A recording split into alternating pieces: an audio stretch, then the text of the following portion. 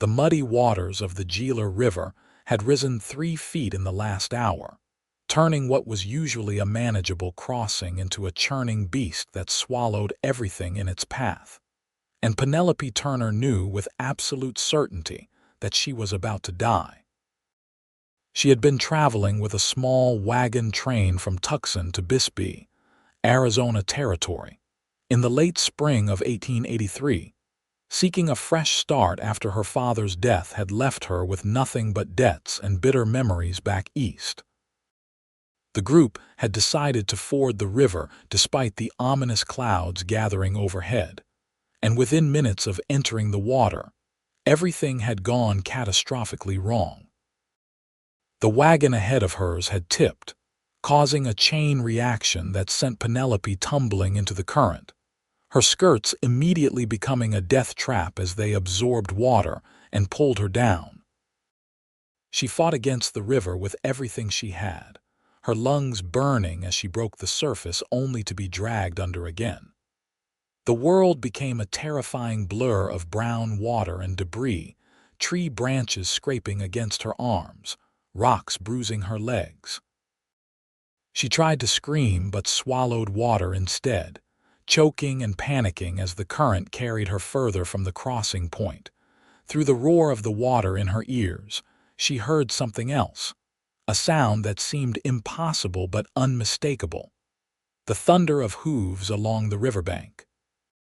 She broke the surface again, gasping desperately for air, and caught a glimpse of a rider in a brown hat, his horse galloping parallel to her trajectory downstream. The man was shouting something she could not hear, his voice lost in the river's fury. Marcus Xavier had been checking his fence lines along the eastern edge of his property when he had spotted the wagon train attempting the crossing.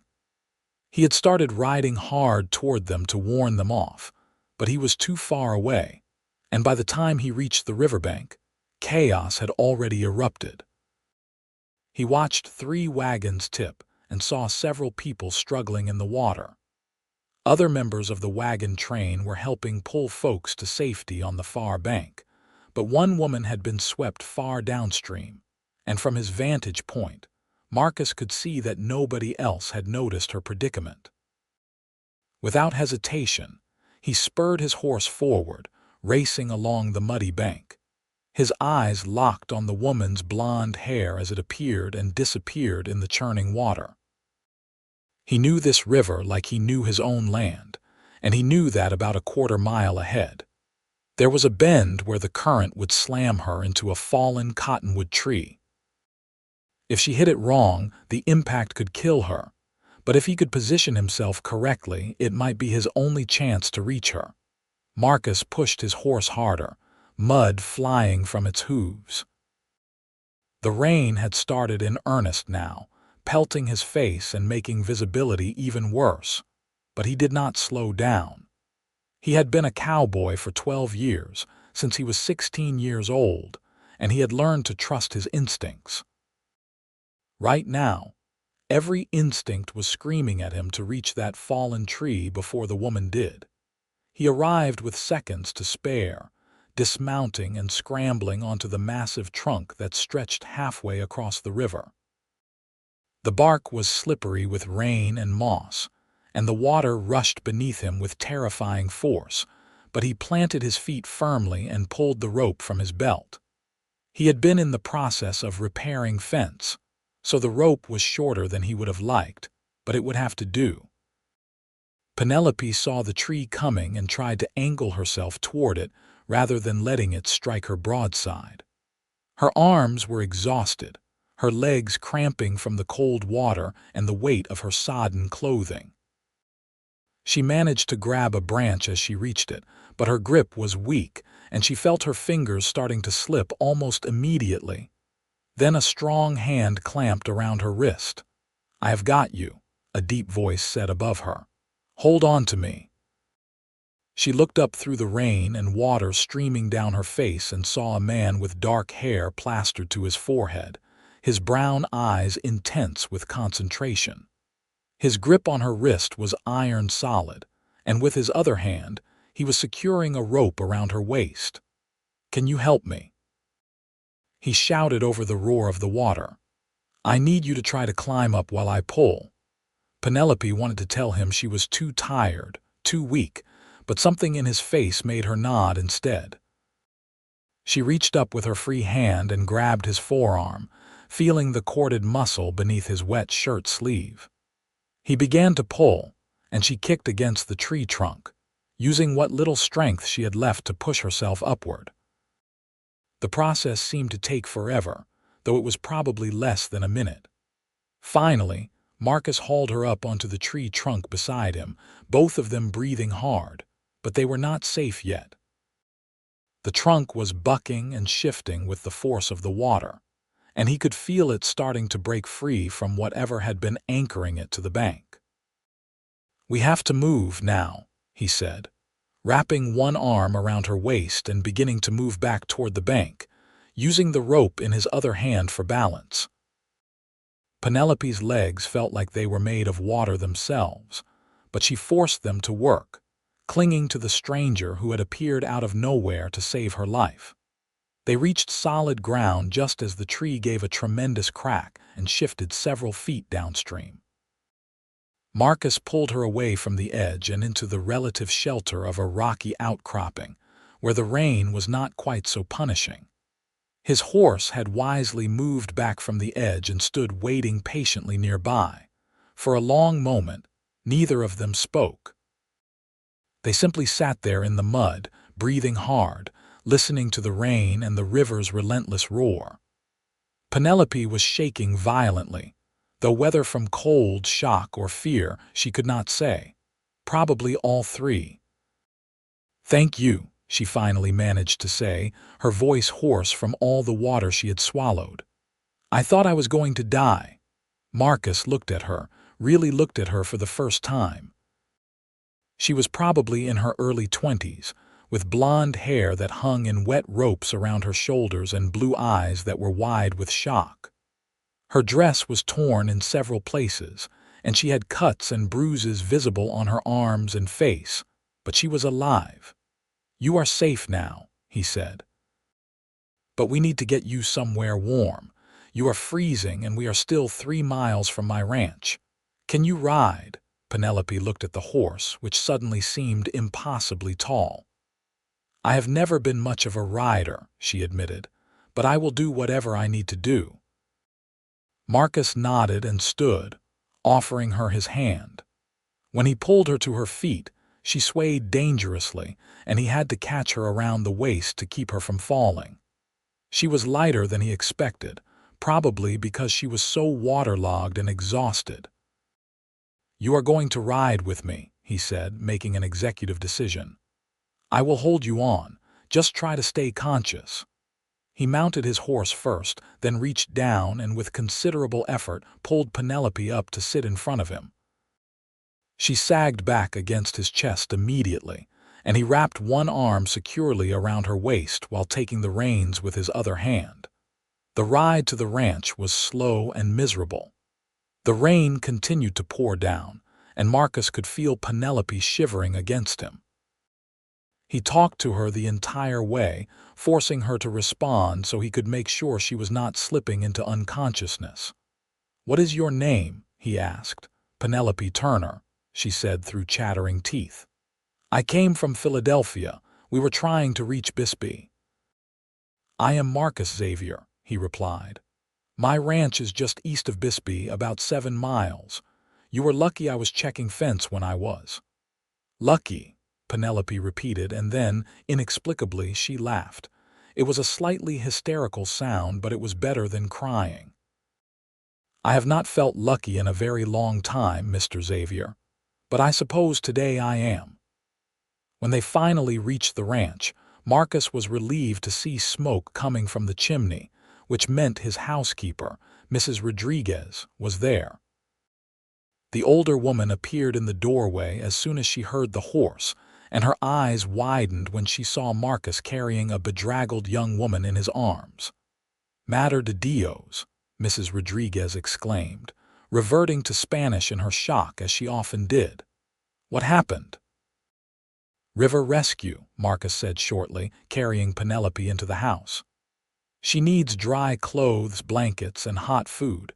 Can you help her while I tend to my horse?" Of course," Mrs. Rodriguez said, immediately taking charge. "Bring her to the spare room. Quickly now, she is half frozen." Marcus laid Penelope on the bed in the spare room, and Mrs. Rodriguez shooed him out immediately, already working on the buttons of Penelope's sodden dress. He went back outside to take care of his horse, rubbing the animal down thoroughly and giving it extra feed as a thank you for the hard ride. By the time he returned to the house, having changed into dry clothes himself, Mrs. Rodriguez had Penelope settled in bed wearing one of Mrs. Rodriguez's nightgowns, wrapped in several blankets, with a fire roaring in the small fireplace that heated the bedroom. "She will be all right, Mrs. Rodriguez told him quietly in the hallway. "She is young and strong, but she needs rest and warmth. I am making soup now." Marcus nodded. "Thank you, Rosa. I should ride back to the crossing and see if anyone else needs help." "In this, Mrs. Rodriguez gestured toward the window, where rain was still coming down in sheets. "Marcus, you have done enough. If there were others in trouble, the wagon train would have helped them by now. You cannot save everyone, but you saved that girl, and that is enough for today." Marcus knew she was right, though the need to help was strong in him. It was how he had been raised, how his father had taught him to be before Marcus had lost both his parents to cholera 8 years ago. He ran his hand through his wet hair and nodded. "I will go sit with her for a while," he said. "Make sure she is recovering." Mrs. Rodriguez gave him a knowing look but said nothing, simply patting his arm before heading to the kitchen. Marcus knocked softly on the bedroom door and, hearing no response, opened it carefully. Penelope was lying in the bed, her eyes closed, but they opened when he approached. She looked very young and vulnerable, surrounded by all those blankets, her blonde hair spread out on the pillow as it dried. "How are you feeling?" he asked, pulling a chair over to sit beside the bed. "Like I swallowed half the river," Penelope said, but she managed a small smile. "But I am alive, because of you." Her expression turned serious, almost reverent. "You gave me a second life, Mr. Xavier. I do not know how I will ever repay you." Marcus felt uncomfortable with her gratitude, as he always did when people thanked him for doing what he considered basic human decency. "You do not owe me anything, Miss Turner. I am just glad I was there." "But you were not just there," Penelope said, pushing herself up slightly against the pillows. "You could have ridden away. You could have decided it was too dangerous, but you came after me anyway. You risked your life for a complete stranger." "Anyone would have done the same," Marcus said. "No," Penelope said firmly. "They would not have. I have learned that lesson well enough in my life." She paused and her eyes grew distant. "My father died 6 months ago. He left nothing but debts. His business partners, men who had been to our house for dinner dozens of times, men who called themselves his friends, they all disappeared the moment the truth came out. My fiancé broke our engagement. I lost our house, most of my possessions. Nobody would help me. Nobody." Marcus listened quietly, seeing the pain in her eyes, understanding a little better why his rescue had affected her so deeply. "I sold what I had left and bought passage on that wagon train," Penelope continued. "I was going to Bisbee because I heard there was work there, maybe teaching or as a seamstress. I was going to start over, build a new life from nothing. And then the river came, and I thought it was all over. I thought God or fate or whatever you want to call it had decided I was not worth saving." She looked directly at Marcus, her blue eyes bright with unshed tears. "But then you appeared, like an answer to a prayer I did not even know I was praying." Marcus did not know what to say to that. He had never been comfortable with heavy emotion, preferring action to words. But something about this woman, this Penelope Turner, made him want to find the right words. "You are worth saving," he said finally. "And you are going to be fine. You are strong, Miss Turner. I could feel that when you were fighting the river." A weaker person would have given up, would have just let the water take them. But you kept fighting. "Because I heard your horse," Penelope said. "I heard you coming, and I thought maybe, just maybe, there was a chance. So I kept my head above water as long as I could." Mrs. Rodriguez arrived then with a tray bearing a steaming bowl of soup, bread, and hot tea. "You eat now," she said to Penelope with the same firm but kind tone she had used on Marcus when he was younger and recovering from various injuries. "You need your strength back." Penelope tried to sit up fully, and Marcus quickly arranged the pillows behind her to support her back. She took the bowl with slightly trembling hands, and he noticed the rope burns on her wrists where he had grabbed her, the scratches and bruises on her arms. "I will let you eat in peace," Marcus said, standing. "Mrs. Rodriguez will take good care of you. Just call out if you need anything. I am right down the hall." As he left the room, he heard Mrs. Rodriguez already fussing over Penelope, and he found himself smiling. Rosa Rodriguez had been his housekeeper for 5 years, ever since her husband had died, and she had a gift for making people feel cared for. Penelope was in good hands. The rain continued through the evening and into the night. Marcus sat in his study, trying to focus on his ranch accounts, but his mind kept wandering back to the young woman sleeping down the hall. He could not stop thinking about the moment he had grabbed her wrist, the desperate strength in her grip as she held onto him, the trust in her eyes when he told her to climb. He wondered about the wagon train, whether they had made it safely to Bisbee, whether anyone had noticed Penelope was missing. He should ride into town tomorrow to let them know she was safe, assuming the rain stopped and the roads were passable. Around midnight, he finally gave up on the accounts and went to bed, but sleep was elusive. He kept seeing the river, kept feeling the weight of Penelope in his arms as he carried her to his horse. He had performed rescues before, had helped neighbors in trouble, had once pulled a child from a well. But something about today felt different, though he could not quite articulate what or why. The next morning dawned clear and bright, as often happened after a big storm. Marcus rose early as always and did his morning chores, feeding horses and chickens, checking on his small herd of cattle. When he came back inside, Mrs. Rodriguez already had breakfast cooking, and to his surprise, Penelope was sitting at the kitchen table, wrapped in a borrowed robe that was far too large for her. "Miss Turner," he said, surprised, "should you be out of bed?" "I could not stay in that room any longer," Penelope said. She looked much better than she had yesterday, with color back in her cheeks and her hair partially braided over one shoulder. "I hope you do not mind. Mrs. Rodriguez said you would not."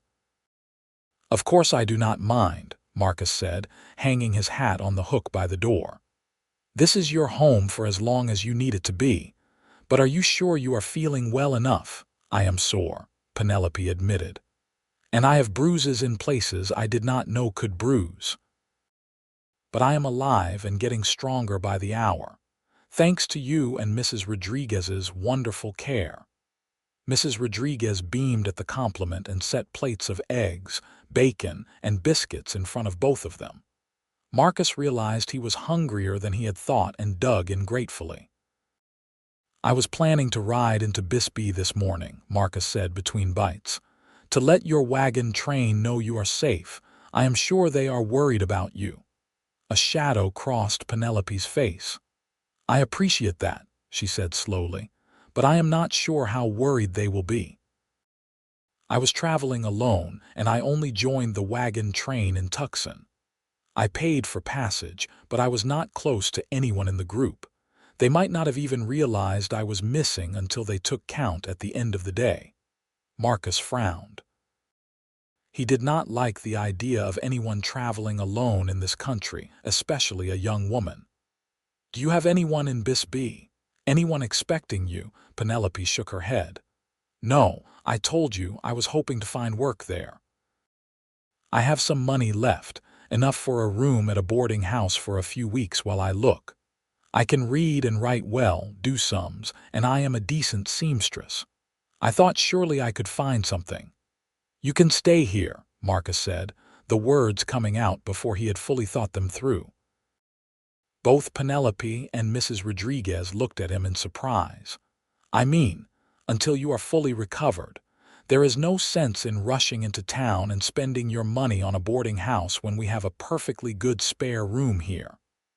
"I could not impose," Penelope started to say, but Mrs. Rodriguez cut her off. "It is no imposition," the older woman said firmly. "This house is too quiet with just Marcus and me. It will be nice to have another woman here. And Marcus is right. You need more time to recover." Penelope looked between them, and Marcus could see her warring with herself. Pride versus practicality. Finally, practicality won. "If you are sure," she said, "I would be grateful for a few more days, but I will help however I can. I will not just lie around being useless."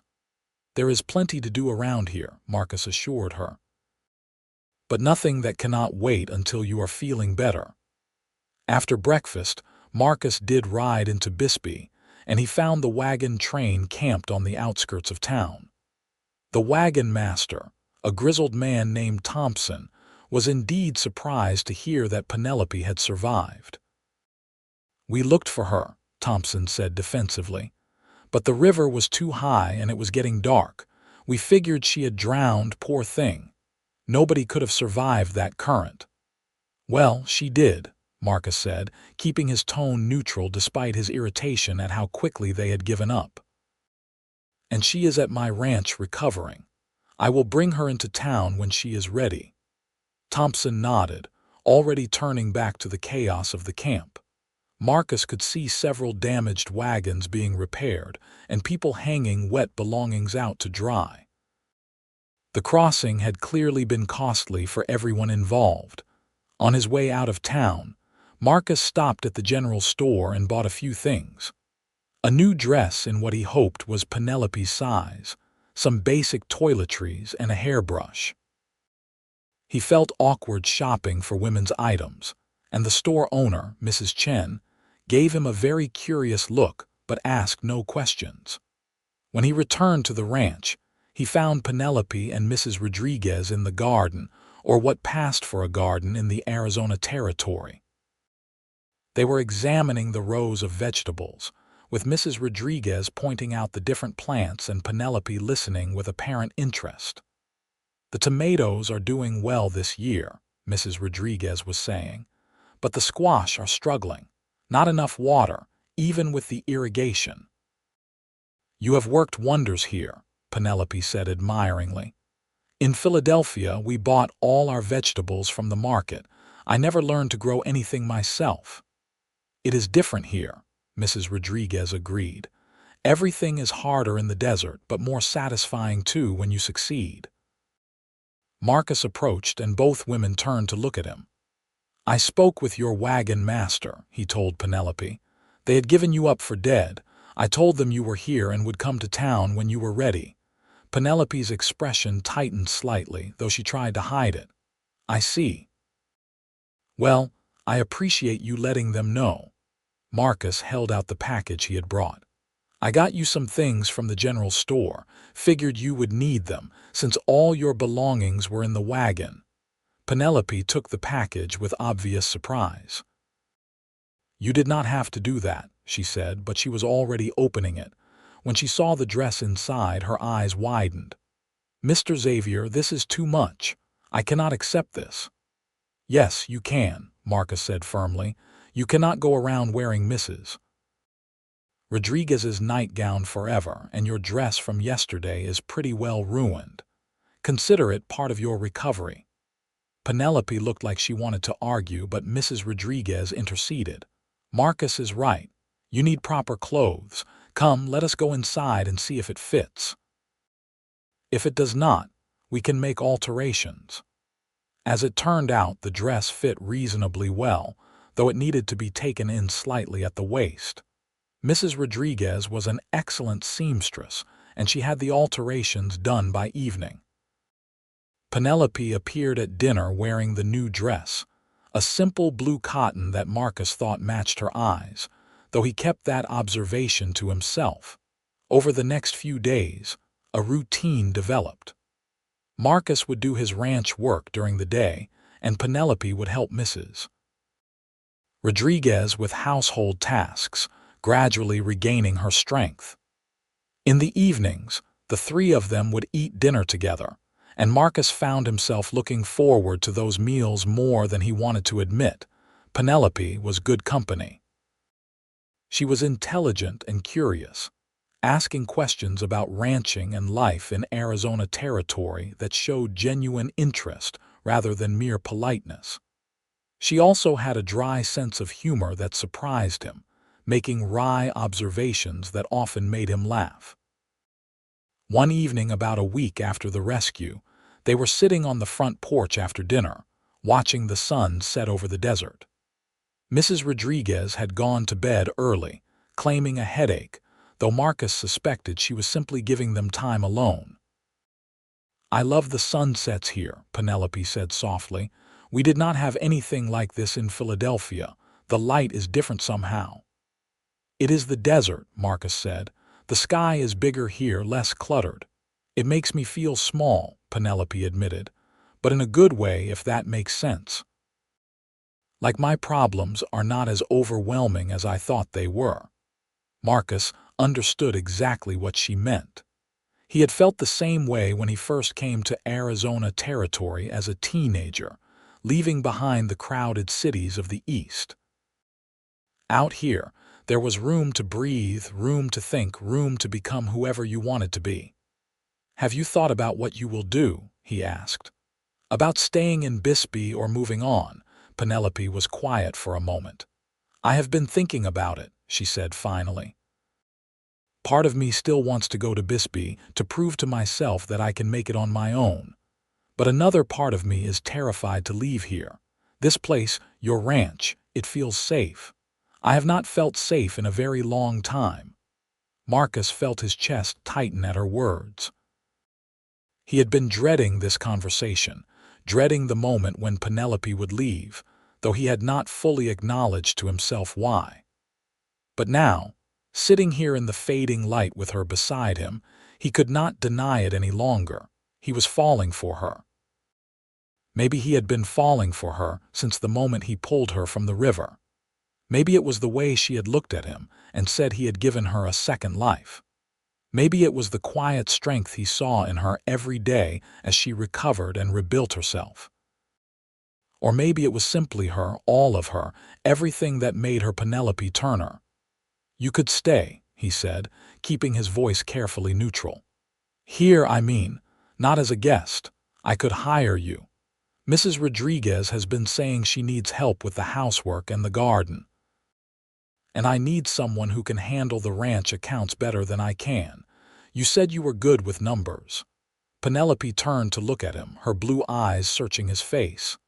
"You would do that for me? Hire me?" "It would not be charity," Marcus said quickly. "I genuinely need the help. The ranch is growing, and I am spread too thin trying to do everything myself. It would be a real job with real wages. And you could stay in the spare room, or we could build you a small cabin if you wanted more privacy." "Marcus," Penelope said softly, using his first name for the first time. "Why are you doing this?"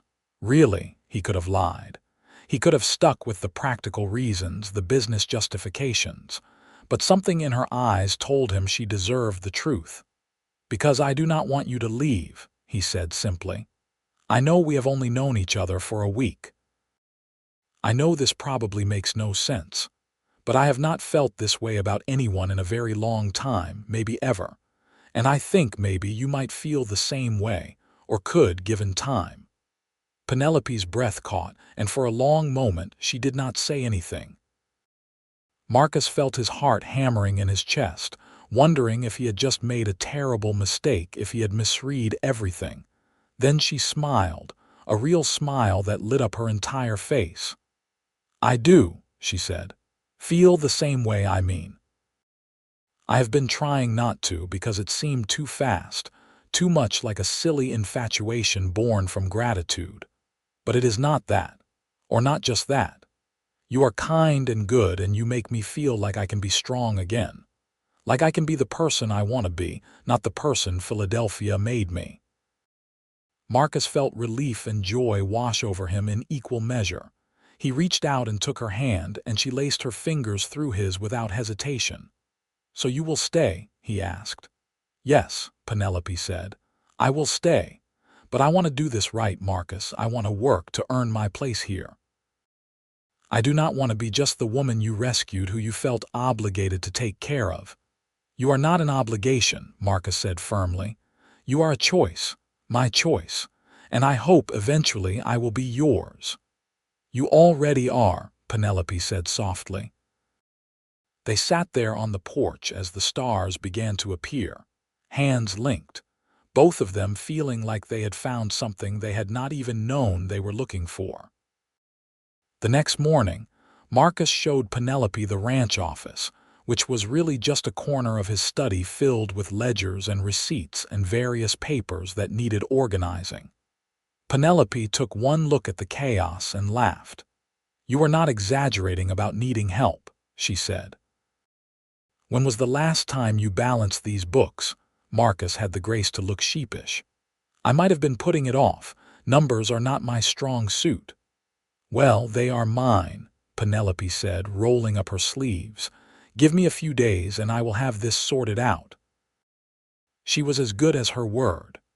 Within a week, Penelope had organized all of Marcus's accounts, identified several places where he was overspending, and created a system that would be much easier to maintain going forward. Marcus was impressed and told her so. "You have a real talent for this," he said, looking over the neat columns of numbers she had created. "I should have hired you weeks ago." "You did not know me weeks ago," Penelope pointed out with a smile. "You were too busy rescuing me from rivers." As spring turned into summer, Penelope settled into life on the ranch in a way that felt natural and right. She helped Mrs. Rodriguez with the household tasks, managed the ranch accounts, and even started learning to ride under Marcus's patient instruction. She was not a natural horsewoman, but she was determined, and by the end of June she could handle a gentle mare well enough to ride around the property. Marcus found reasons to spend more time around the house than he normally would have. He would come in for lunch when he usually would have eaten in the field. He would linger after dinner instead of going back out to do evening chores. He and Penelope would talk for hours, sharing stories about their lives, their hopes, their fears. He learned that she had always loved books, that she had once dreamed of becoming a teacher, but her father had not approved. He learned that she had a beautiful singing voice, but was shy about using it. He learned that she was terrified of spiders, but would face down a rattlesnake without flinching if necessary.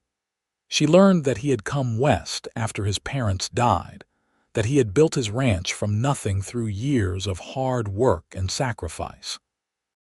She learned that he loved the land with a fierce passion, that he could read the weather like some people read books. She learned that he was lonely, though he rarely admitted it, and that he had given up on the idea of having a family of his own. Why? Penelope asked one evening when he had mentioned this. They were sitting by the creek that ran through his property, one of the few places that stayed relatively cool during the brutal summer heat. Marcus shrugged, trailing his hand in the water. "I never met anyone who wanted this life," he said. "Ranch life is hard. The women I met in town wanted stability, wanted a husband who would come home every night at the same time, who would not smell like cattle and dust. I could not be that man." "I do not think you should be that man," Penelope said. "You are exactly who you are supposed to be. And this life, this ranch, it is beautiful. Hard, yes, but beautiful. Worth having. Marcus looked at her, this woman who had come into his life by accident and chance, and felt his heart swell. "Do you really think so?" "I know so," Penelope said. "I have never felt more alive than I do here.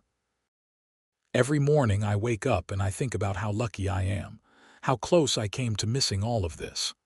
Marcus reached over and took her hand, as he had been doing more and more often. "I am the lucky one," he said. "That I was riding fence that day, that I saw you in the water, that you decided to stay. You gave me a second life," Penelope said, echoing the words she had said to him that first day. "I am trying to live it in a way that honors that gift."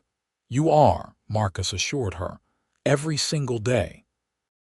As summer deepened, the heat became oppressive, and work on the ranch slowed to match the pace of the desert. Marcus spent more time on maintenance and less on expansion. Penelope helped where she could, though Marcus and Mrs. Rodriguez both insisted she stay inside during the hottest parts of the day.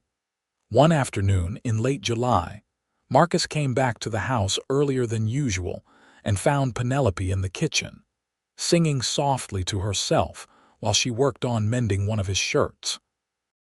Her voice was clear and sweet, and the song was one he recognized from his childhood, a ballad about lost love and second chances. He stood in the doorway for a moment, just listening, not wanting to interrupt. But she must have sensed his presence because she looked up and stopped singing, a faint blush coloring her cheeks. "I did not know you were there," she said. "Do not stop on my account," Marcus said, coming into the kitchen. "You have a beautiful voice." "My mother used to sing that song," Penelope said, looking back down at the shirt in her hands. "She died when I was 12. Sometimes I sing her songs and it makes me feel like she is close by." Marcus sat down across from her. "Tell me about her." Penelope smiled, a sad but warm expression. "She was kind, patient, nothing like my father. She loved music and books and flowers. She tried to make our house feel like a home, even when my father was difficult. I always wondered what she saw in him, why she stayed, but I suppose you cannot understand love from the outside. It only makes sense to the people inside it." "I think you are like her," Marcus said, "kind and patient, making this house feel like a home." "This house already felt like a home," Penelope said. "You and Mrs. Rodriguez made it that way. I am just grateful to be part of it." They sat in comfortable silence for a while, Penelope working on the mending and Marcus watching her, marveling at how quickly she had become essential to his life. He had been alone for so long that he had forgotten what it felt like to have someone to come home to, someone who was happy to see him at the end of the day. "Penelope," he said finally, "I have been thinking." She looked up, her needle paused mid-stitch. "About what?" He stood and moved around the table to stand beside her. "About us. About the future. I know we have only known each other for a few months, but out here, time moves differently. You learn quickly who someone really is when you are living together, working together, and I know who you are. You are strong and smart and kind. You are everything I never knew I was looking for." Penelope set down the mending, her hands trembling slightly. "Marcus, what are you saying?" He took her hands in his, pulling her gently to her feet. "I am saying that I love you. I have loved you for weeks now, maybe since that first day when you looked at me and said I gave you a second life. And I am hoping that maybe you love me too." "I do," Penelope whispered. "I love you so much it scares me sometimes. I never thought I would feel this way about anyone. After everything that happened in Philadelphia, I thought I was done with love, done with trusting people. But you changed that. You changed everything." Marcus felt like his heart might burst. He cupped her face in his hands, his thumbs stroking her cheeks. "Then marry me, be my wife. Help me build something real and lasting here. Have a life with me, a family, a future." Tears were streaming down Penelope's face now, but she was smiling. "Yes," she said. "Yes, of course, yes." Marcus kissed her then, gently at first and then with more passion as she wrapped her arms around his neck and kissed him back. It felt like coming home, like finding something he had not known he had lost. When they finally broke apart, both breathing hard, Marcus rested his forehead against hers. "I will make you happy," he promised. "I swear it." "You already have," Penelope said, "just by being exactly who you are." They told Mrs. Rodriguez that evening, and the older woman cried and hugged them both, saying she had known from the beginning that they were meant for each other. They made plans for a small wedding in Bisbee, to be held in early September when the weather would be cooler. The next few weeks passed in a blur of preparation. Penelope worked with Mrs. Rodriguez to sew a wedding dress, a simple but elegant white gown that made her look like something out of a dream. Marcus rode into Bisbee to arrange for the ceremony at the small church there, and to spread the word to the few neighbors and friends they had in the area. On a clear Saturday morning in September of 1883, Marcus Xavier and Penelope Turner were married in the Bisbee church, with Mrs. Rodriguez and a handful of townspeople in attendance. Penelope had no family to invite, and Marcus's only living relative was a cousin back east he had not seen in years, but neither of them minded. They had each other, and that was enough. The ceremony was simple but heartfelt. When the preacher asked Marcus to say his vows, he looked into Penelope's eyes and spoke from the heart. "I promise to love you and care for you for all the days of my life. I promise to be your partner in everything, to respect your strength and support you in your struggles. You gave me a reason to hope again, a reason to believe in something beyond just surviving day to day. I will spend the rest of my life trying to give you even a fraction of what you have given me."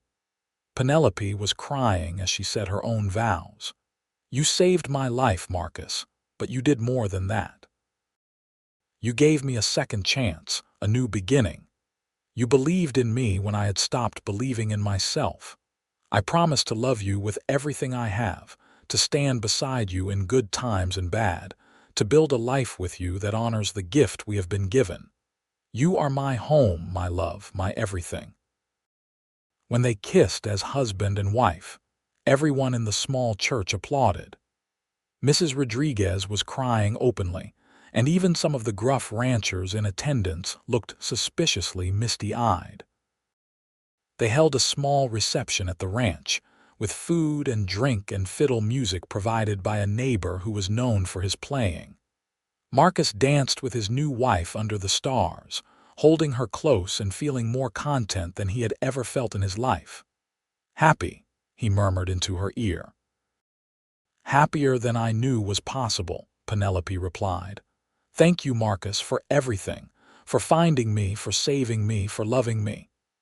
"Thank you for letting me," Marcus said, "for choosing this life, for choosing me." As the night wore on and their guests began to leave, Marcus and Penelope stood on the porch of their house, their home, and watched the desert spread out before them in the moonlight. "I used to be afraid of the emptiness here," Penelope admitted. "All this space, all this silence. But now I love it. It feels like freedom." "It is freedom," Marcus agreed. "The freedom to be who we truly are, to build the life we truly want." They went inside together, ready to begin their new life as husband and wife, two people who had found each other against all odds, who had built something real from pain and chance and hope. The first year of their marriage was one of adjustment and growth. Penelope fully took over the ranch accounts and proved to be brilliant at finding efficiencies that increased their profit margins. She also started a larger vegetable garden, working alongside Mrs. Rodriguez to grow enough produce that they could sell the excess in town. Marcus expanded the herd and bought additional land, secure in the knowledge that he had a partner who understood the business side of ranching as well as he understood the practical side. They made decisions together, and Marcus found that having Penelope's input made everything easier, clearer. But it was not all work. They also found time for joy, for simple pleasures. Marcus taught Penelope to shoot, and she became quite proficient with a rifle. Penelope taught Marcus to appreciate books and music, reading aloud to him in the evenings. They would take rides together through the desert, exploring the wild beauty of the land that was now theirs. In the spring of 1884, Penelope discovered she was pregnant. She told Marcus one evening after dinner, and he was so overcome with joy that he picked her up and spun her around, making her laugh and scold him simultaneously for being reckless with her condition. "I am barely pregnant," she protested. "I am not fragile." "You are carrying my child," Marcus said, setting her down gently. "That makes you the most precious thing in the world to me." The pregnancy was not easy. The summer heat was brutal, and Penelope suffered from sickness that lasted well beyond the first few months. But she remained in good spirits, and Marcus and Mrs. Rodriguez fussed over her constantly, making sure she rested and ate properly. In December of 1884, during a rare cold snap that brought frost to the desert, Penelope gave birth to a healthy baby boy. They named him Thomas, after Marcus's father, and from the moment Marcus held his son for the first time, he was utterly lost to love. Penelope proved to be a natural mother, patient and nurturing. She would sing the songs her own mother had sung to her, and Marcus would stand in the doorway of the nursery, watching his wife and son, feeling overwhelmed with gratitude for the life they had built together. As Thomas grew from an infant to a toddler, the ranch continued to prosper. Marcus hired additional help, men he trusted who were willing to work hard and treat the land with respect. Penelope balanced motherhood with her work on the accounts, and Mrs. Rodriguez doted on Thomas as if he were her own grandchild. In 1886, Penelope became pregnant again, and this time the pregnancy was easier. She gave birth to a daughter in the spring of 1887, and they named her Rose after Mrs. Rodriguez, who cried when they told her. Rose was a spirited child from the beginning, with her mother's blonde hair and her father's brown eyes. She kept them all on their toes, but she also filled the house with laughter and life in a way that felt complete. One evening in the summer of 1887, Marcus and Penelope were sitting on the porch as they often did, watching Thomas play in the yard while Rose slept in her cradle nearby. It had been 4 years since that fateful day at the river, and looking at everything they had built, it almost seemed like a lifetime ago and just yesterday all at once. "You ever think about that day?" Marcus asked quietly.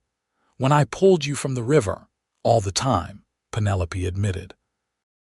"But not with fear or sadness anymore. I think about it with gratitude, because that day was the first day of my real life. Everything before was just a prelude." "You gave me a real life too," Marcus said. "I was just existing before you, going through the motions."